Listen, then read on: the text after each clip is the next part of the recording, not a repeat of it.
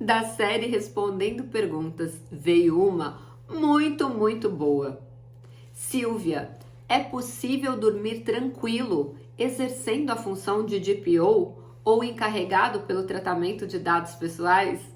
Oi, eu sou Silvia Brunelli e neste perfil eu ajudo profissionais a se sentirem seguros para adequar qualquer empresa de qualquer porte à Lei Geral de Proteção de Dados. Quer aprender mais sobre a Lei Geral de Proteção de Dados todos os dias? Se inscreve aqui no canal e ativa o sininho das notificações.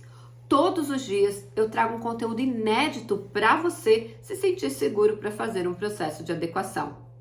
Essa pergunta, num primeiro momento eu ri, mas ela é muito profunda. Dá para dormir tranquilo exercendo a função de DPO ou encarregado pelo tratamento de dados pessoais? Primeiro a gente tem que entender que o encarregado pelo tratamento de dados pessoais da lei brasileira, que é a que se aplica aqui no Brasil, é completamente diferente das obrigações do DPO ou Data Protection Officer da lei europeia. Infelizmente, a maioria das pessoas que estão no mercado hoje fizeram esses cursinhos de final de semana internacionais que ensinam 90% do tempo a lei europeia e dá uma pinceladinha de Lei Geral de Proteção de Dados. E aí eles ficam na cabeça que o que se aplica lá na Europa é aplicado aqui no Brasil. Deixa eu falar uma coisa para vocês. Nenhuma vírgula do que existe na lei europeia, no Regulamento Geral de Proteção de Dados lá da Europa, nenhuma vírgula se aplica aqui no Brasil. Você sabia disso? Então, aqui no Brasil, só se aplica a Lei Geral de Proteção de Dados. Então, esse é o primeiro ponto que você tem que ter claro. E o que mais a gente vê por aí são políticas de privacidade aplicando conceitos da lei europeia, completamente nulos porque não seguem a Lei Geral de Proteção de Dados. Mas por que eu estou falando sobre isso? Falando sobre se eu consigo dormir sendo DPO? Muito simples. Porque as atribuições do DPO, do Data Protection Officer, lá na lei europeia, são completamente diferentes das atribuições do encarregado pelo tratamento de dados pessoais aqui no Brasil. Aqui no Brasil, as únicas atribuições que o encarregado pelo tratamento de dados pessoais tem são aquelas contidas no artigo 41, parágrafo 2º da Lei Geral de Proteção de Dados. Vamos falar um pouquinho sobre elas? Primeiro, se comunicar com o titular, aceitando reclamações e o exercício do direito dos titulares e adotando providências. Número 2, dando treinamento de conscientização para os empregados das empresas, dos controladores e também dos contratados, ou seja, dos operadores que prestam serviço para aquela empresa controladora. Além disso, ele também tem que receber comunicações da Autoridade Nacional de Proteção de Dados. Quando a autoridade for se comunicar com aquela empresa, ele sempre vai procurar através do e-mail ou canal de comunicação do encarregado. E inciso número 4, outras atribuições que haja no contrato dele de trabalho com aquele controlador. Além disso, não existe nenhuma atribuição.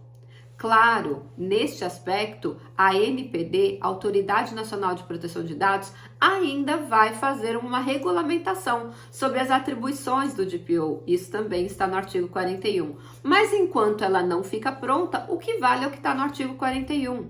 E lá na Europa, o DPO, ele é responsável por muito mais coisas. Aqui é pelo tratamento de dados nesses 4 incisos do parágrafo 2º do artigo 41. Tem dúvida? Pega a lei e dá uma lidinha para você entender.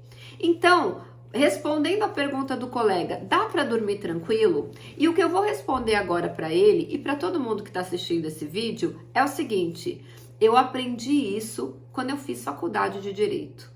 E isso deve se aplicar a toda e qualquer profissão. Você precisa separar o profissional do pessoal. Quando você desligar o seu computador, se você estiver trabalhando em home office, ou quando você sair do seu posto de trabalho, quando você trabalha presencial, você deve desligar a chavinha do profissional e ligar a chavinha do pessoal. Não mistura. Se você ficar o tempo inteiro, 24 horas por dia, pensando no seu trabalho e nos problemas que o seu trabalho tem, você não vai conseguir descansar a sua cabeça. E sabe o que vai acontecer? Uma coisa que está acontecendo demais agora no mundo. Se chama burnout, que é um estresse, como se desse um curto-circuito no cérebro e a pessoa não consegue fazer mais nada. É como literalmente se desse um curto-circuito no cérebro de tantas preocupações, de tanto estresse, de tanta ansiedade. Quando você se preocupa com algo do trabalho a ponto de não conseguir dormir, você está pré-ocupando, ou seja, trazendo problemas futuros para o presente. Isso se chama ansiedade. Claro que se você for um DPO, o encarregado pelo tratamento de dados pessoais, teu telefone tocar na madrugada falando, olha, aconteceu um incidente com dados pessoais agora e você tem que resolver, é uma coisa.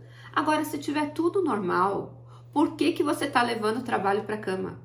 Não faz sentido nenhum você se preocupar enquanto você está ali naquele momento antes de dormir. Você vai ficar virando de um lado para o outro, não vai resolver nada de madrugada, deixa eu te explicar.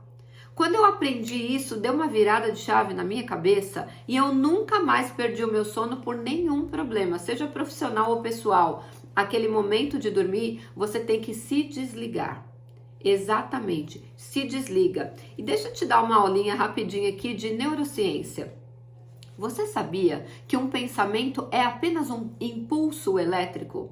E ele passa pelo seu cérebro e vai depender do que você deu de significado a ele. Se ele vai crescer e permanecer ou se do mesmo jeito que ele veio, ele vai. Começa a conversar com o seu cérebro como se ele fosse uma outra pessoa dentro de você. Quando seu cérebro, na hora de dormir, vier trazer um monte de demandas, sejam demandas pessoais ou sejam demandas do seu trabalho, conversa com ele como se ele fosse outra pessoa. Fala, cérebro, eu te agradeço muito você me trazer essa lembrança, mas agora, à noite ou de madrugada, a gente não vai conseguir resolver. Vamos fazer o seguinte? Vamos esquecer isso, me deixa dormir e amanhã cedo a gente resolve essa questão. Parece uma loucura, mas quando você começa a dominar os seus pensamentos, eles param de dominar você. Escreve aqui para mim nos comentários. O seu cérebro e os seus pensamentos estão dominando você ou você está dominando o seu cérebro?